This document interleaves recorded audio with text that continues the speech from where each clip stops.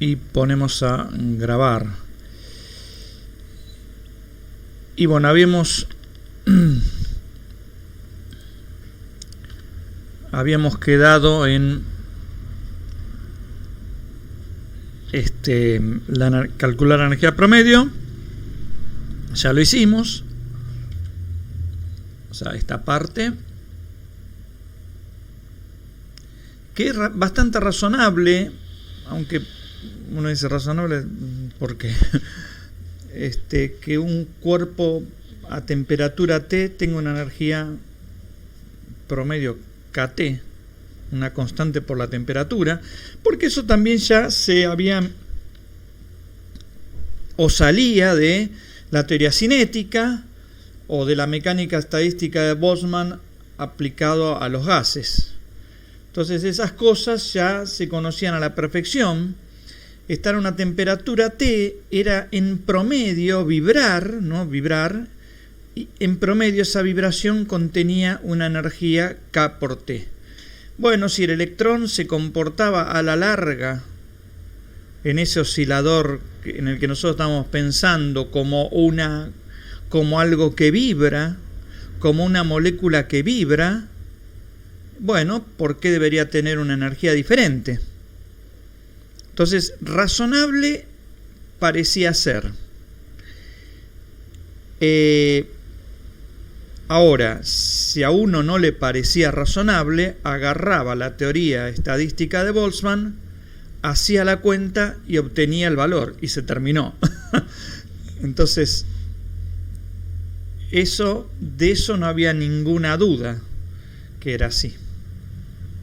Ahora nos falta calcular la otra parte. Para la otra parte es un problema que de física tiene muy poquito, es básicamente todo matemático. Vamos a contarlo así rápidamente, o lo más rápido que se pueda,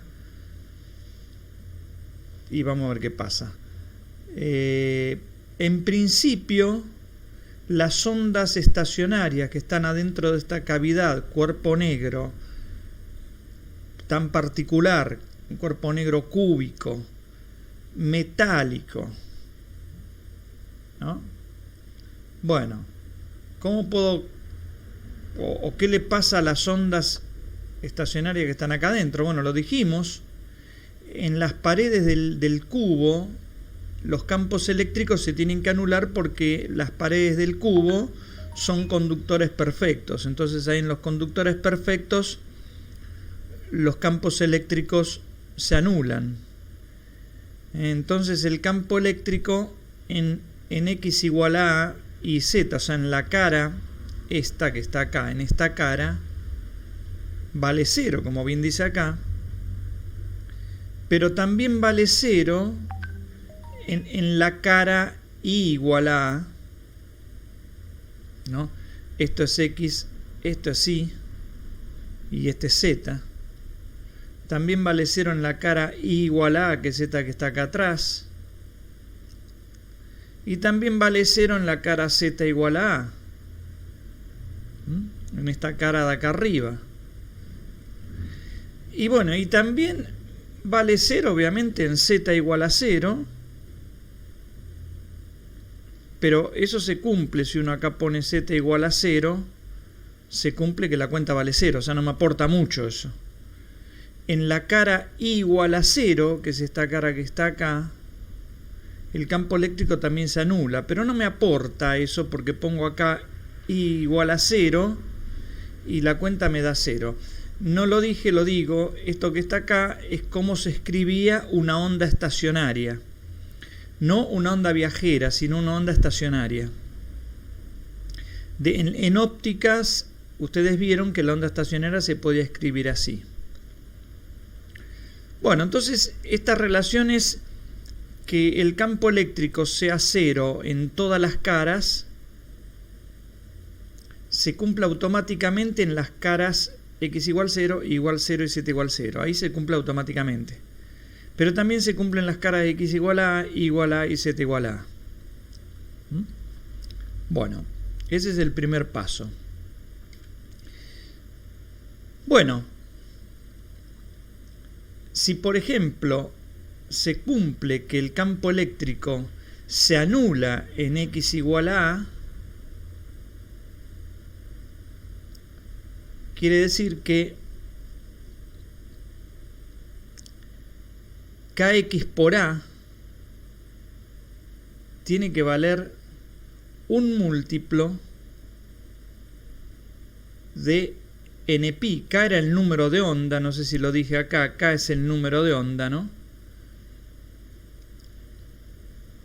K es el número de onda que ustedes ven en óptica. Entonces decía que si se anula en A, en X, cuando yo acá en vez de poner X pongo A, si se anula, quiere decir que este seno, el seno de kx por A tiene que valer 0, pero para que el seno de kx por A valga 0, resulta que k sub x por A tiene que ser un múltiplo de pi. Vamos a llamarlo nx pi, donde nx vale 0, 1, 2, 3, ¿no? Y de acá yo puedo saber el número de onda de esa onda. O sea, ese número de onda cumple con esta expresión. O sea que hay varios kx posibles, cada uno asociado a un valor de nx. Bueno, lo mismo puedo hacer si ahora analizo que la onda se anula en i igual a A, y acá entonces ponerá, entonces ki por A tiene que ser un número entero multiplicado por pi, que es lo que está escrito acá. Bueno, y lo mismo para kz. Entonces yo sé lo que van a cumplir los k's, kx, ki y k sub z de las ondas estacionarias.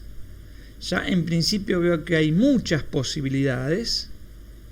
Puede ser, por ejemplo, que nx valga 1, entonces kx va a valer pi sobre A, que ni valga 2, qué sé yo, o 1 también, o 0 o 3, entonces ki va a valer algo, y que nz valga otra cosa, entonces kz va a valer algo. Con ese kx, ki y kz, con esos tres números, armo un modo. O sea, un modo, una onda estacionaria, está caracterizada por estos números, kx, ki y kz, por una terna. O, en su defecto, por nx, ni y nz. Como bien dice acá. Así que un modo yo lo puedo identificar como esta tupla de valores nx, ni, nz. Es decir, hay una onda estacionaria donde nx vale 1, ni vale 7, qué sé yo, y nz vale 254. Y eso es una onda estacionaria. Pero también hay otra donde nx vale, no sé, 4, este vale 20 y este vale 700. Y como ustedes podrán darse cuenta, hay infinitos modos posibles que caben adentro de ese cubo. Ahora, el truco matemático, lo que pensaron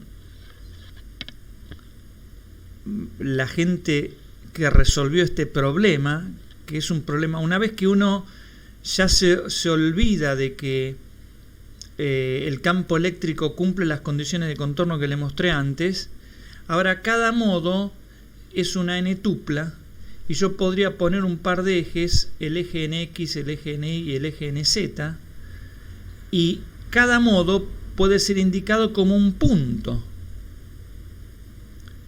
Por ejemplo, este punto rojo que está acá tiene nz igual 2, y después nx y ni igual a 0, o sea, poner esto 0, acá poner un 2. Claro, eso es un punto en este espacio abstracto, ¿no? Este es un espacio abstracto que inventó el que encaró este problema. Quería contar puntos ahí adentro. Recuerden que estamos acá. Esto que está acá, como bien dice acá, es el número de ondas estacionarias con frecuencias parecidas a nu. Ahora, en este nuevo espacio abstracto, cada onda estacionaria es un punto. Es un punto que tiene 3 coordenadas. O sea, esto que está acá representa una onda estacionaria, esto que está acá representa otra, esto que está acá otra, ¿no? Entonces, calcular ese DN va a ser ya un poco más fácil. Bueno, entonces lo que se hace es que uno puede, mirando este dibujo, puede ver lo siguiente, que el número de modos interiores a este volumen que está marcado acá, el volumen es este cubo que pega en 2 en NI, en 2 en NZ y en 2 en NX, un ejemplo. El número de modos interiores a este volumen, que son estos puntos que ven acá, son ¿cuánto? 8. 2, 4, 6, 8. Ese número de puntos, o sea, ese número de modos, coincide con el volumen, porque 2 por 2, 4, por 2, 8. Bueno, uno puede ver, obviamente no vamos a hacer eso, porque es un problema más matemático, o sea, netamente matemático, esto de física no tiene nada, que si ese volumen en vez de ser un cubo es una esfera, como se ve acá, y también pasa lo mismo. Pasa lo mismo siempre y cuando estos puntos estén muy cercanos. ¿Pero qué significa que los puntos estén muy cercanos? Que los modos estén muy cercanos. ¿Y qué significa que los modos estén muy cercanos? Que tengan frecuencias muy parecidas. Y sí, yo sé que ahí adentro de la cavidad están todas las frecuencias, así que seguramente está la frecuencia de 1000 Hz y está la frecuencia de 1000,0001 y está la frecuencia que vale 1000,0002. Sí, claro. Hay infinitos puntos y están muy cercanos todos. Entonces, para la cuenta que yo quiero hacer, me va a servir calcular o expresar el número de puntos en el interior de la esfera. Ahora, fíjense una cosa, que esto en realidad no es una esfera, es la octava parte de una esfera, porque estos NX, NY y NZ son números positivos, o el 0, ¿no? Pero son números positivos, 0, 1, 2, 3, 4, así los puedo tomar yo. Entonces, si es así, esto que está acá es un cuarto del volumen, acá atrás está el otro cuarto, acá está el otro, y ahí tengo... Perdón, es un octavo del volumen, ¿no? Dijo un cuarto, un octavo. O sea, el volumen, esta cáscara es un octavo, la que está acá atrás es el otro octavo, y así, con esos 4 octavos, formo la media esfera. Y abajo hay otra media esfera más. Entonces lo que está dibujado acá es un octavo de la esfera.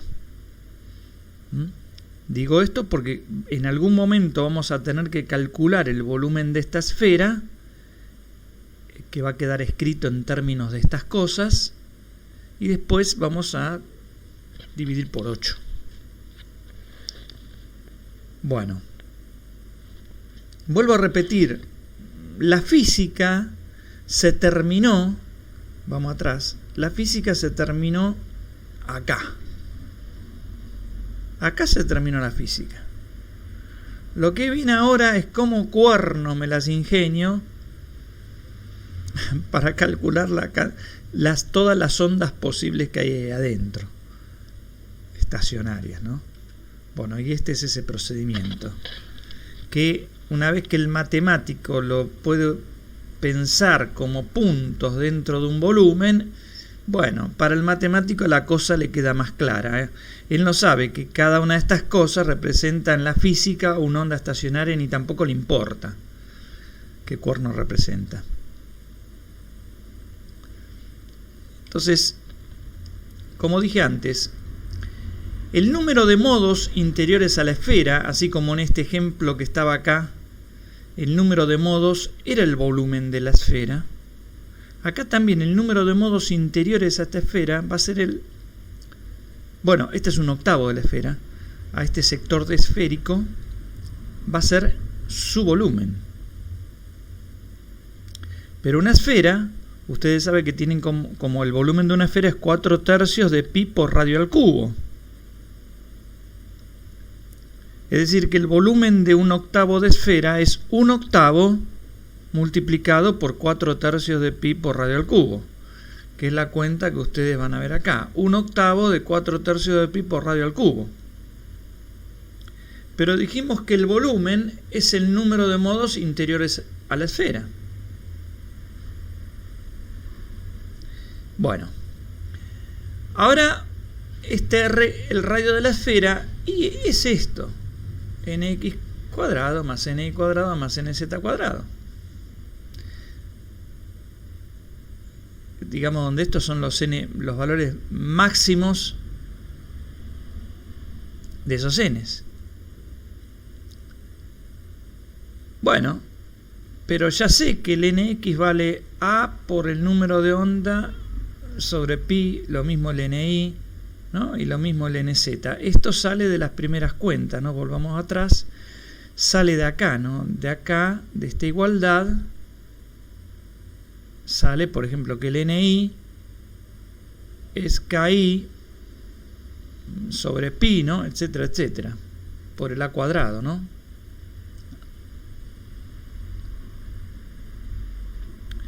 Entonces el nx cuadrado es esto al cuadrado, es esto que ustedes ven acá. Yo puedo sacar factor común a cuadrado sobre pi cuadrado, que es lo que hago acá. Esta cuenta la hice yo, después la terminé yo, supongo que está bien. Pero puedo sacar esto factor común y me queda esto.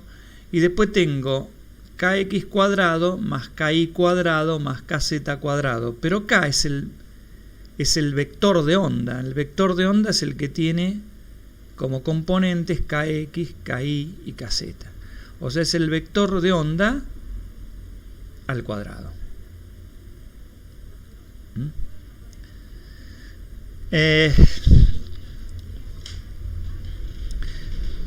Bueno, entonces el vector de onda, el módulo, se puede escribir esto también es del electromagnetismo. El vector de onda, su módulo, se podría escribir como 2pi dividido la longitud de onda. Todo esto que les estoy contando lo pueden ver en cualquier libro de óptica, en la parte de óptica física. Pero bueno, créanmelo, no hace falta, me imagino que yo lo saqué de ahí, digamos. O sea, de los libros de óptica uno sabe que K es 2pi sobre lambda. Pero el lambda es la frecuencia,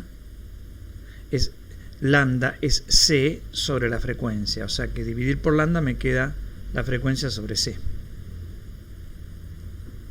Entonces, en definitiva, yo en esta cuenta que está acá, donde dice R cuadrado es igual a todo esto, voy a reemplazar donde dice K cuadrado, voy a poner esto al cuadrado. Y si hago eso, me queda que el R es esto. Se puede escribir de esta forma. O sea, este es el radio, como dice acá, de la esfera que contiene los modos, que son los puntitos rojos, cuya frecuencia es menor a nu. Dijimos que acá iban los valores máximos de n. O sea, los modos que están acá adentro, cualquier puntito de esto, salvo los que están en el borde, tienen la frecuencia máxima, que vale nu. Los que están adentro tienen una frecuencia menor. Estamos pasando esto lo más rápido que podamos, porque nadie se va a estudiar esto, ¿no?, de memoria. Entonces el número de modos se escribe así, como el volumen, que era lo que estaba escrito acá arriba, no cambié nada, ¿no? Nada más que en estos pasos siguientes lo que hice es averigüé cómo escribir R cubo en función de la frecuencia. Como está acá, ¿no? Y bueno, y de lo que mide el lado del cubo, ¿no? Entonces, el número de modos vale esto. Bueno, bastante cerrado en la cuenta, o sea, el cálculo parece no ser una cosita bien cerradita, o sea, bien académica. La cuenta se pudo hacer, está bien, hay una persona que se le ingenió para pensar en esta analogía. Bueno, listo, esta es la cuenta. Entonces ahora uno agarra eso, pero uno no quería el número de modos de frecuencia menor a nu, uno quería el número de modos de frecuencia en un entorno de nu, o sea, un dn nu. Este es el número de modos diferencial, el número de modos que tienen frecuencia parecidas a nu. Bueno, para sacar esto podría derivar y multiplicar por d nu. Porque si yo hago esta cuenta, pienso en que la derivada es una división, algo que a los matemáticos en algún momento les molestaba, pero ya no. Bueno, puedo simplificar este con este y me queda dn nu. Pero hacer esta cuenta es de la primaria, ¿no? Porque tengo n nu en función de nu, ¿no? Es esto que hice acá atrás. N nu en función de nu. Así que lo derivo. Es esto que está acá y me queda multiplicado por d nu.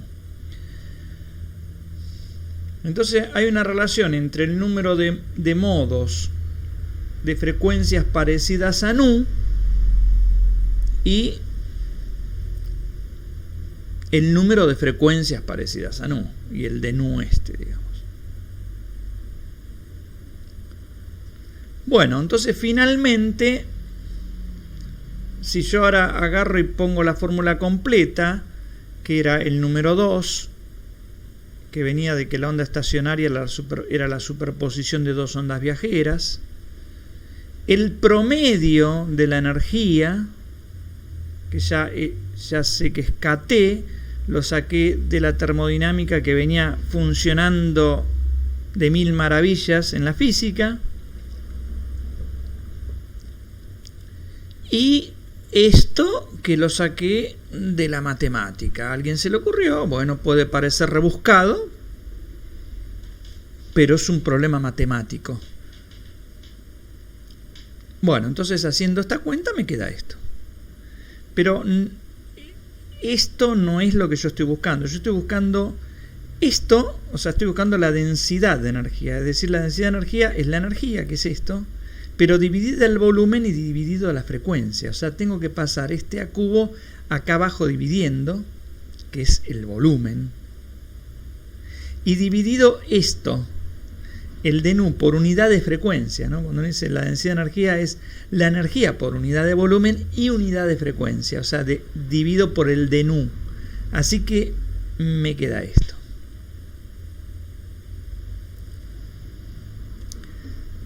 Bueno, a esto es lo que yo estoy llamando U sub nu de t, es decir, la forma de la curva que yo quería encontrar, que como pueden ver depende de la temperatura. Está bien, perfecto. Depende de la frecuencia. Está bien, perfecto.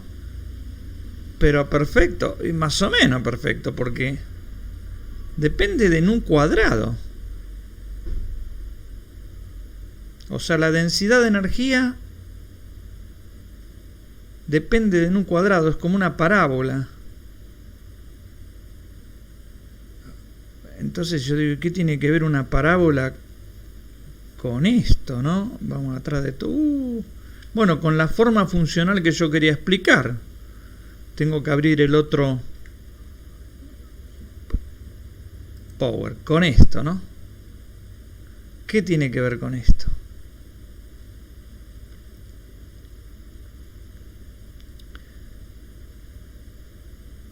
Porque lo que me está dando, si yo vuelvo a la cuentita, que al final estoy acá mismo, como un tonto, vamos a F5, perdónenme, estaba en la hoja siguiente, la curva, lo que me da, ese que apareció mi sobrino, lo que me da esto, ¿dónde estamos? Acá.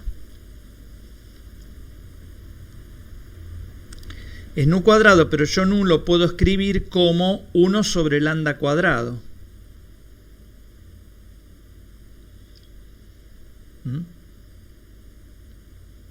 Lo puedo escribir como 1 sobre lambda cuadrado.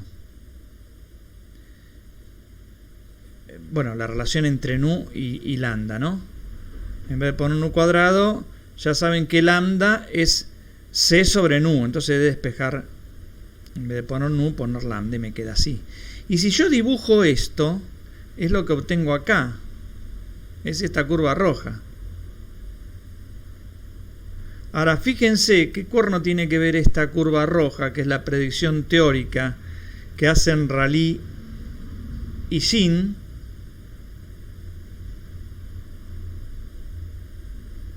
con la verdadera curva que es esto. Porque claro, como está lambda cuadrado, cuando yo hago que lambda se vaya a 0, mucho antes de que se vaya a 0, si yo acá pongo lambda igual a 0, esta curva se va al infinito. No es lo que yo veo acá. Porque cuando lambda se hace 0, la energía irradiada es 0. O sea, a frecuencia infinita, la curva experimental me da que la energía irradiada es 0. En esta frecuencia, o longitud de onda, como quieran, la frecuencia irradiada es máxima. Ahora, en la predicción teórica me da que cuando la frecuencia es alta, es decir, cuando lambda es muy chiquitita, se me va al demonio, o sea, diverge.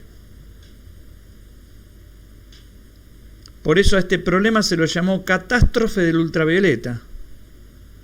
Porque en realidad, yo acá lo dibujé exagerado, esta curva roja pega más o menos bien a bajas longitudes de onda hasta cierto punto. Después, cuando la longitud de onda sigue bajando, se despega cuando la longitud de onda sigue bajando, es decir, cuando uno se va al ultravioleta y se va al demonio. Se va al demonio. Bueno, después de toda esa cuenta donde uno usó, ¿qué usamos en la cuenta? Usamos la termodinámica clásica, o estadística, termodinámica estadística clásica de Boltzmann. No, sobre eso no había dudas.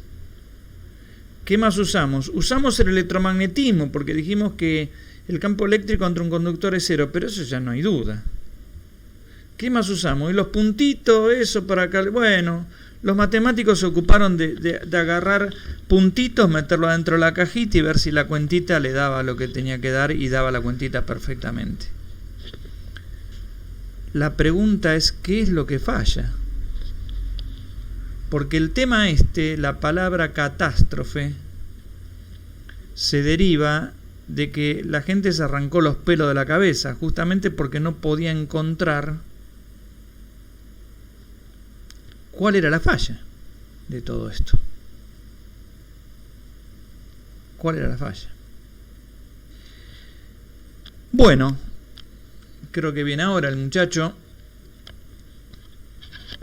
Hasta que aparece Planck en el 1900 Planck obviamente ya vivía, no es que apareció en el 1900, salió del huevo. Hasta que Planck se le ocurre, él dice, yo creo en esto, o sea, igual que antes, es decir, el número de modos era un procedimiento matemático relativamente sencillo, no podía estar errado. En lo que no empezó a creer Planck fue en el cálculo de esto. Pero no por la termodinámica, porque no creyó en que la termodinámica esa estaba tan errada, sino que pensó que quizás los osciladores electrónicos no podían tener cualquier energía.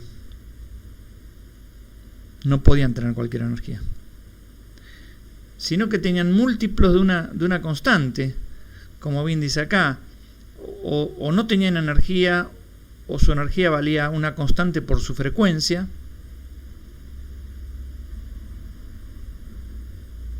o 2 veces esa constante por su frecuencia, o 3 veces esa constante por su frecuencia. Es decir que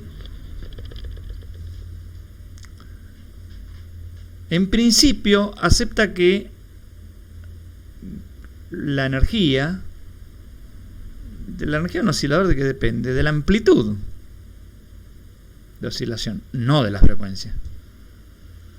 Bueno, él acepta que estaba dependiendo de la frecuencia y que estaba cuantificada. Cuantificada en ese sentido, que era múltiplo 1 HNU, 2 HNU, 3 HNU, 4 HNU, múltiplo de una cantidad mínima que llamémosla HNU. Que a esta H se la llamó constante de Planck en su honor y tiene este valor. Es un número muy chiquito. Si uno lo escribe en Joule, ahí está en electronvolt. Tiene unidad de energía por tiempo. Si uno lo escribe en electronvolt, también es un número muy chiquitito. Bueno, resulta que Planck no pudo justificar demasiado bien de dónde sacó esa idea. Igualmente, bueno, en física hay cosas que están cuantificadas, no es raro, ¿no? Que ya se conocían. No sé, si uno da vuelta una botella con agua, el agua no sale en forma continua, sale a borbotones, ¿no? ¿Qué sé yo? Si uno hace oscilar una cuerda entre dos extremos, y no se forman todas las frecuencias, se forman modos múltiplos de una determinada frecuencia. O sea, esas frecuencias, esos modos están cuantificados de alguna forma. Quizás pensando en eso, él pensó o tiró la idea de que esos osciladores tenían estos valores de energía. Y con estos valores de energía, si uno los pone otra vez otra vez aplica la termodinámica de Boltzmann, otra vez agarra y calcula la energía promedio como 1 sobre la función de partición. La energía promedio, cualquiera sea el problema en la termodinámica, se calcula como 1 debido a la función de partición por esta suma, ¿no? Que es lo que vimos antes. Donde E a la menos EJ era la probabilidad, ¿no?, de tener energía sub J. Pero ahora acá, en vez de energía sub J, ponerla como la pusimos antes. Si uno acá pone la energía como la plantea el JHNU, resulta que esta cuenta se puede hacer. O sea, para calcular el valor medio, vamos a hacer como hacen los físicos estadísticos o los mecánicos estadísticos. Lo primero que hacen es calculan la substance sum esa, o sea, la z. Pero acá la z inclusive se puede calcular analíticamente, porque si la z es la suma esta, es esto que está acá. E a la menos la energía sobre K de Boltzmann por T. Pero fíjense que si J va de 0 a infinito, esto que está acá es una serie geométrica. Cuando J vale 0, E a la menos 0 es 1. Cuando J vale 1, me queda E a la menos H nu sobre KT, esto. Cuando J vale 2, me queda esto elevado al cuadrado. Y así sucesivamente. Entonces la función de partición se puede escribir como suma de términos de una serie geométrica de razón esto. Porque ustedes, la razón es porque cada término lo pueden hacer con el anterior multiplicado por esta razón. Y sí, como se puede ver acá, esto es el anterior multiplicado por la razón que es el mismo, ¿no? Así que la suma de términos de una serie geométrica se podía escribir de esta forma, como la razón al número de términos más 1, menos 1 sobre la razón menos 1. Y acá hay que tomar el límite cuando m tiende al infinito. Porque acá se supone que yo tengo que J se va hasta el infinito. Eso lo supuso Planck, ¿no? Que todas, vuelvo acá atrás, la energía podía ser 0, 1, 2, hasta JH nu, donde J puede tomar un valor enorme, gigante, infinito. Entonces, si uno hace eso, bueno, obviamente, si uno acá pone un número infinitamente grande, todo este término se va a 0, ¿no? Porque es una exponencial negativa elevado, o sea, a la 1000, me queda nada. Así que todo esto se va, me queda el menos 1 y me queda esto que está acá abajo. Entonces la función de partición se puede calcular muy fácilmente y tiene ese valor. Es esa expresión. En mecánica estadística, lo vuelvo a repetir, de la función de partición salen todas las otras cosas que a uno le gusta calcular. La energía libre, la entropía, la entalpía, qué sé yo, sale todo. Sale la vida de ahí para la mecánica estadística. Y también sale la energía media. Bueno, es lo que a nosotros nos interesa. Para calcular la energía media tenemos que hacer como hicimos antes. Era derivar la función de partición y multiplicarla por algo que no me acuerdo, pero lo tienen ahí anotado antes, ¿no? Entonces, bueno, es esto que está acá, yo lo volví a poner. Es esta cuenta. Dividir por la función de partición, multiplicar por kt cuadrado y multiplicar por la derivada de la función de partición respecto de la temperatura. Y me da esto. Entonces ahora, de la cuenta original, ya está. Yo cambié, yo no. Fue Planck. Esto no lo aceptó como lo pensaron Rayleigh y Jean, sino aceptó que cada oscilador armónico tenía una energía cuantificada. ¿Por qué? Cuando le preguntaban por qué.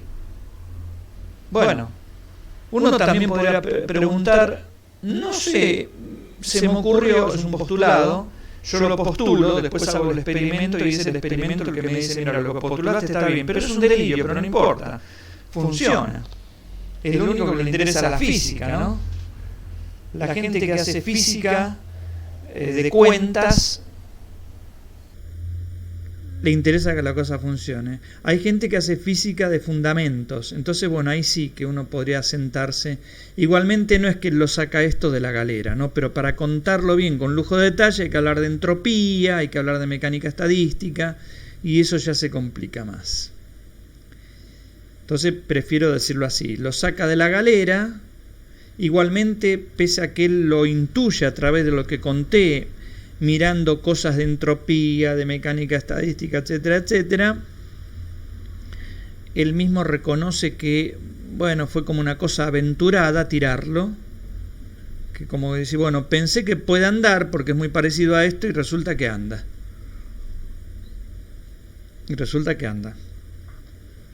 Entonces, bueno, si uno pone acá eso,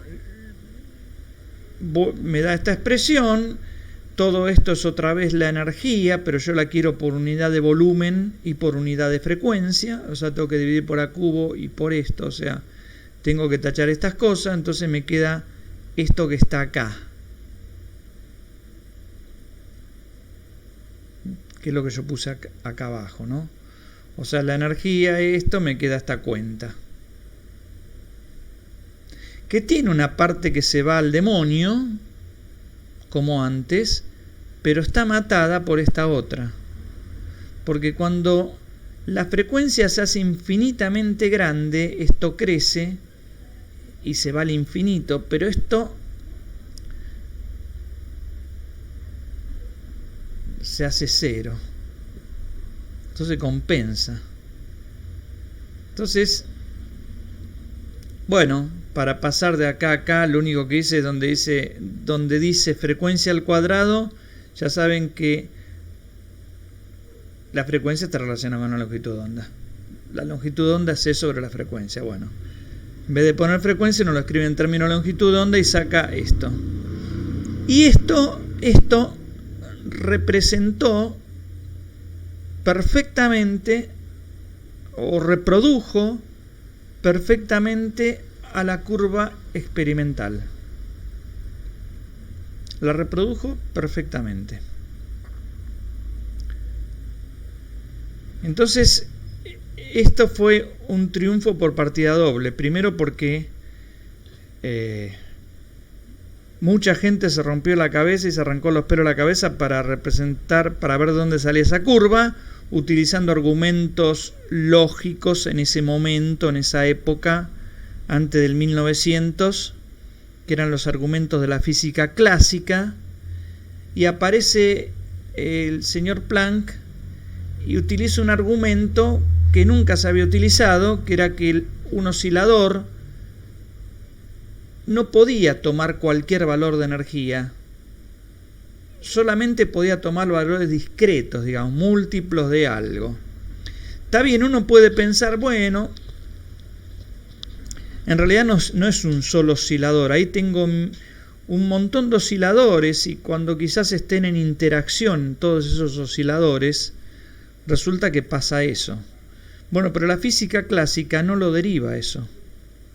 Para la física clásica, cuando yo tengo un montón de osciladores adentro de un baño térmico que se ven unos con otros porque intercambian energía, o sea, el oscilador pirulito pasa energía a la cavidad y de la cavidad va a parar al oscilador Juancito. Entonces el oscilador Juancito está en interacción indirecta con el oscilador pirulito. Bueno, pero la mecánica clásica o la física clásica hasta ese momento no tenía ninguna explicación de por qué cuando eso pasaba la energía iba a estar cuantificada. Entonces esta es la primera vez que aparece la cuantificación de la energía, pero no va a ser la última. No va a ser la última.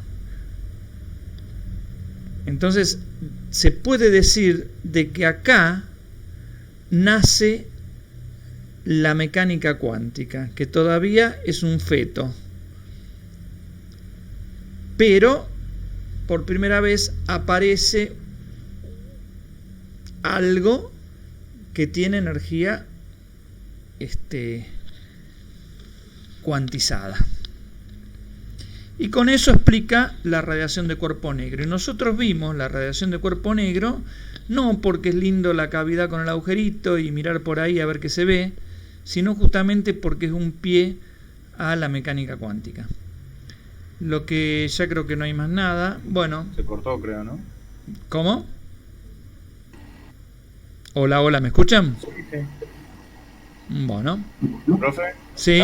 Se había cortado. Ah, ¿se había cortado? Sí, sí. Pero ¿cómo se explica la radiación de cuerpo negro? Y ahí se cortó.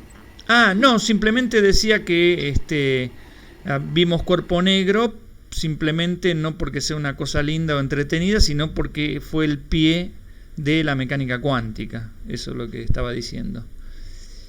Y fíjense una cosa, que si uno toma la fórmula tal cual la descubre Planck, que es esta que está acá, y uno toma el límite de baja frecuencia, o sea, tomar lambda chiquitito, eso es. Si uno calcula ese límite, en realidad lo que se hace es lambda chiquitito o... Profe, sí, se cortó. Me parece que no está compartiendo. ¿Cómo? Que no está compartiendo, no creo ser yo nada más. Yo acá dice que estoy compartiendo. ¿Me ven todos o no? Hola, hola. No, yo no lo veo. No, profe, yo veo un signito de persona nomás, nada más. Ah, voy a poner otra vez. Algo entonces pasó más grave. Sí, bueno, algo pasó. Vamos a dejar de compartir y vamos a volver a compartir a ver qué pasa. Se le habrá cortado el internet y se le fue. Ah, claro, se cortó el internet y se fue el compartir. Bueno, ahora sí. Ahora me están viendo, ¿no? Sí. Ahora sí, profe. Bueno, acá igualmente terminamos, porque si uno agarra la fórmula de Planck y toma el límite de baja frecuencia, de alta frecuencia, perdón, de baja frecuencia, yo acá calculé el límite de baja frecuencia, o sea, en realidad el límite donde esto sería como decir, esto que está acá, K de Boltzmann por T, es como decir la energía térmica. Y bueno, H nu me da una energía, que sería la energía del oscilador. Entonces, en ese límite, cuando la energía térmica es mucho más grande que la energía del oscilador, si ustedes hacen ese límite se hace desarrollando en la fórmula anterior esta exponencial, ¿no? Si H nu es mucho más chiquitito que esto, quiere decir que el exponente de la E es un número muy chiquitito. Pero cuando uno escribe E elevado a un número muy chiquitito, puede hacer un desarrollo de Taylor, y E elevado a un número muy chiquitito es más o menos 1 más ese número. Simplemente eso. Entonces quiere decir que si en la fórmula de Planck, acá está, agarran esto, o mejor acá, en la fórmula de Planck, agarran esto que está acá abajo, la pucha, agarran esto que está acá abajo, y en vez de poner esto, ponen 1 más lo que dije antes, 1 más esto, llegan a que la energía, en realidad la energía por unidad de volumen, por unidad de frecuencia, se escribe así, que era lo que había encontrado estos muchachos Rayleigh y Shin, que se le divergía. O sea que en realidad lo de Rayleigh y Shin anda bien para baja frecuencia. A eso se lo llamó límite clásico, porque claro, Rayleigh y Shin hacen la deducción de su curva, que es una porquería, utilizando la física clásica. Planck hace ese cambio tan exótico y encuentra la verdadera curva. Pero cuando uno toma el límite de baja frecuencia, bueno, la curva esa se parece a la de Rayleigh-Jean. O sea que, volviendo a la curvita, a baja frecuencia, es decir, en esta zona donde lambda es grande, recuerden que lambda va como 1 sobre la frecuencia.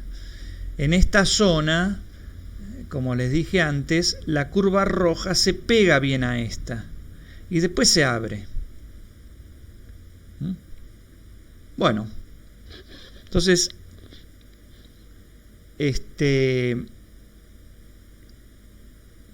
por ahora no tenemos más nada que decir. Aparece esto como un postulado, como Einstein dijo, bueno, parece ser, que la velocidad de la luz es fija para cualquier observador, ya sea que se mueva o no. Y se midió y así fue. Y acá, bueno, no se midió que cada oscilador electrónico estaba cuantificado en su energía, pero después de todo este bodrio de cuentas, uno lo metió ahí y le dio la curva experimental, Dios mío, entonces quiere decir que tan mal no ando. Podía haber sido esa curva debida a otra cosa que no tenga nada que ver. Y sí, claro. A ver, hoy en día también la explicación de un agujero negro puede ser debida también a otra cosa, qué sé yo. ¿No? Estamos en una ciencia fáctica, o sea, intentamos explicar la naturaleza como podemos. Por ahí la pegamos, por ahí no la pegamos. Bueno, lo que pasa es que después otros experimentos le dieron algún viso más de realidad a esta cuantificación que se hace de la energía. Este resultado de la energía cuantificada en un oscilador armónico aparece otra vez en la mecánica cuántica de una manera totalmente distinta a todo esto. Aparece resolviendo lo que se denomina ecuación de Schrödinger, que es la ecuación que rige la mecánica cuántica que nosotros vemos, resolviendo la ecuación de Schrödinger para un oscilador armónico. Ahí aparece esto, aparecen los mismos niveles de energía que vimos acá.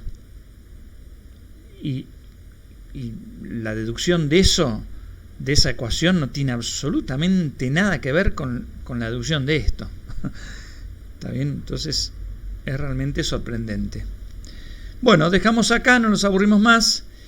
Y bueno, en la clase que viene continuamos con otro tema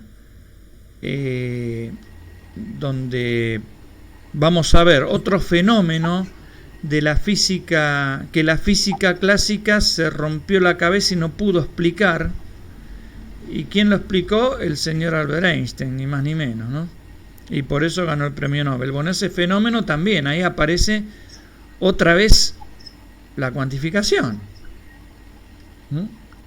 Y ya ahí la gente empieza a creer en serio en lo que decía Planck, ¿no? Porque muchos, obviamente, como cuando aparece algo, no es que todo el mundo automáticamente cree, lee el trabajo y lo entiende. Olvídense, ¿no? Los trabajos de Einstein no se entendieron en el momento en que lo escribió. Lo entendían, como ellos mismos dijeron, lo entendían 2 personas y uno era él. Muchos físicos no lo entendían porque la física, el físico de ese momento no entendía tanto la matemática. Estoy hablando de la relatividad general, donde aparecen tensores. El físico no estudiaba en su ciencia tantas cosas de esas. Entonces, hasta que la gente fue entendiendo eso, pasaron años. Bueno. ¿Fue allí que nació la física teórica? Claro, fue así que nació la física teórica, como bien decís vos. Cosa que hasta el mismo Einstein lo perturbó, porque, bueno, él... Voy a detener la grabación y te comento esto.